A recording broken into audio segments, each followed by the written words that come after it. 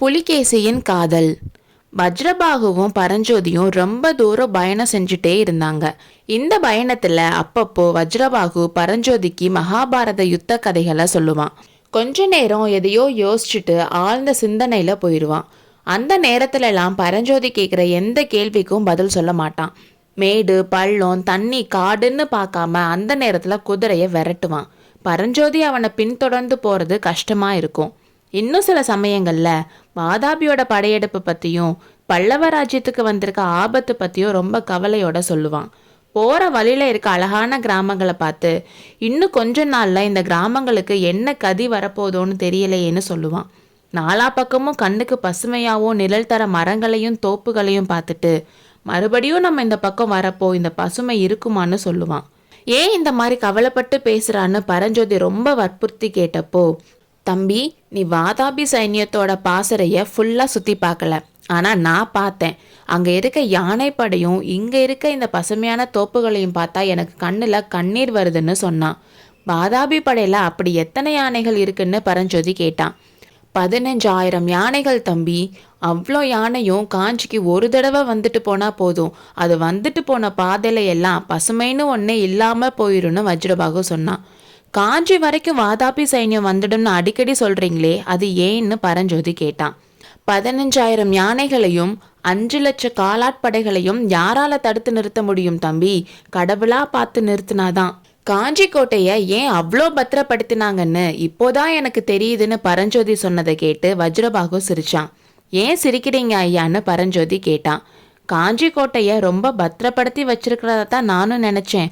ஆனா அது எவ்வளோ தப்புன்னு இப்பதான் தெரியுதுன்னு சொன்னான். ஏன், என்னாச்சு ஐயா? கோட்டைக்கு பாதுகாப்பு பத்தாதான்னு பரஞ்சோதி கேட்டான். ரகசிய சுரங்க வழியா நாகநந்தி அவனை கூட்டிட்டு வந்தது அவனுக்கு ஞாபகம் வந்துச்சு. வாதாபி யானைகள் சாராயத்தை குடிச்சிட்டு காஞ்சி கோட்டையோட கதவுகளை மோதுறப்போ கோட்டை கதவுகள் நொறுங்கி எப்படி சின்ன பின்னமா போக போகுதுன்னு நினைச்சா சிரிப்பு வருதுன்னு சொன்னா வஜ்ரபாகு. என்ன, யானைகள் சாராயம் குடிக்குமா? ஆமா, யானைகளுக்கு சாராயம் குடிக்க வச்சு பழக்கிருக்காங்க. வாதாபி சைன்யத்துல ஆயிரக்கணக்கான வண்டிகள்ல சாராயம் கொண்டு வராங்க. யானைகளை சாராயம் குடிக்க வச்சு கோட்டை கதவுகளை முட்டை வைக்க போறாங்களாம். இது என்ன அநாகரிக யுத்தம்னு பரஞ்சோதி கேட்டான். யுத்தமே அநாகரிகம் தானே தம்பின்னு சொன்னான் வஜ்ரபாகு. எல்லா யுத்தத்தையும் அநாகரிக யுத்தம்னு சொல்ல முடியுமா? நாட்டை காப்பாத்திக்கிறதுக்காக மகேந்திர சக்கரவர்த்தி பண்றது அநாகரிக யுத்தமானு பரஞ்சோதி கேட்டான். மகேந்திர சக்கரவர்த்தியோட பேரை மட்டும் சொல்லாத. தேசத்தோட பாதுகாப்பை சட்டை செய்யாம ஆடல்லையும் பாடல்லையும் அவர் காலத்தை ஓட்டுனதை நினைச்சா எனக்கு கோபமா வருதுன்னு சொன்னான் வஜ்ரபாகு.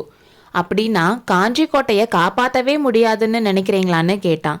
வாதாபி சைன்யம் நேர காஞ்சிக்கு வந்துருச்சுன்னா காஞ்சி கோட்டையை கடவுளால கூட காப்பாற்ற முடியாதுன்னு சொன்னான். அப்படி வந்து சேராதில்லைன்னு பரஞ்சோதி கேட்டான். அதனால தான் ஓடுனவன் முதுகுல வேலை எரிஞ்சு கொன்னேன். நாகநந்தி கொடுத்ததா சொல்லி புலிகேசி கிட்ட ஒரு ஓலை கொடுத்துருக்கேன். அதை பத்தி புலிகேசிக்கு சந்தேகம் வராம இருந்தா காஞ்சியை காப்பாத்தலான்னு வஜ்ரபாகு சொன்னான். நீங்க கொடுத்த ஓலையில என்ன எழுதியிருக்குன்னு கேட்டான் பரஞ்சோதி. தம்பி, அந்த விஷயத்தை பத்தி நீ கேட்காம இருந்தா எனக்கும் பொய் சொல்ல வேண்டிய அவசியம் எதுவும் வராதுன்னு ஒரு தடவை பரஞ்சோதி சொன்னதவே இப்ப பரஞ்சோதி கிட்ட சொன்னான். ஐயா, நீங்க கொடுத்த ஓலையால சலுக்க சைன்யம் காஞ்சிக்கு வராம வாதாபிக்கே திரும்பி போயிடுமான்னு கேட்டான். தம்பி, காஞ்சின்னு பேரை கேட்டதும் புலிகேசியோட கண்ணுல தெரிஞ்ச ஆசை வெறிய நீ பார்த்திருந்தா இப்படி கேட்க மாட்ட. என்ன, அச்சுத விக்ராந்தனுடைய சந்ததியில வந்தவன்னு நினைச்சுதான் புலிகேசி அவன் மனசுல இருக்கிறதையெல்லாம் சொன்னான். அது யாரு அச்சுத விக்ராந்தன்னு பரஞ்சோதி கேட்டான். பாண்டிய நாட்டுக்கும் சோழ நாட்டுக்கும் நடுவுல 200 வருஷத்துக்கு முன்னாடி தனியா ஆட்சி பண்ணிட்டு இருந்த அச்சுத கலப்பாலனை பத்தி நீ கேள்விப்பட்டதில்லையா? நான் அந்த வம்சத்துல இருந்து வந்தவன்னு சொன்னதும் நம்பிட்டான். நீ காஞ்சி நகரை பார்த்திருக்கியான்னு கேட்டான். பார்த்திருக்கேன்னு சொன்னேன்.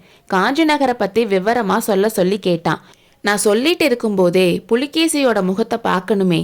எலியே பார்த்த பூனையோட கண்ணுல வர ஆசை வெறி புலிகேசியோட கண்ணுலையும் வந்துச்சு. புலிகேசி காஞ்சி நகரை ஆள்றதுக்கும் ஆசைப்படுவான், இல்ல தீக்கு இரையாக்கனாலும் ஆக்கிடுவான்.